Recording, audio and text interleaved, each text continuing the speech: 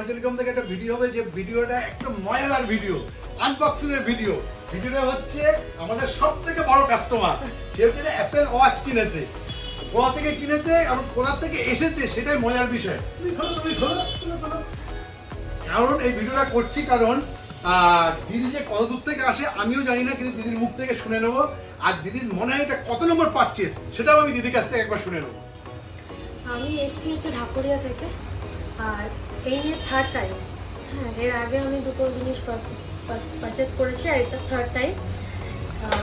আমার মানে আমি অনেক জায়গায় মানে দেখেছি, কিন্তু আমার মনে হয় আমি এখানে আসলে সব থেকে বেস্ট ডিসকাউন্টটা আমি পাই, ওই কারণে আমি আসি আমরা বারবার। ভীষণই স্যাটিসফাই, ভীষণই।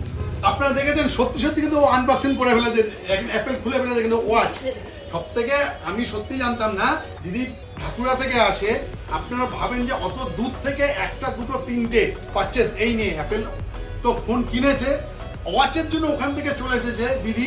এবং ছোট্ট আমাদের সব থেকে বিউটিফুল কাস্টমার, রয়্যাল টেলিকমের 1 নম্বর বিউটিফুল কাস্টমার, এবং আনবক্সিং তাকে দিয়ে আমরা করালাম। দাদাও আছে আমাদের সঙ্গে, কিন্তু দাদা আসবেন না।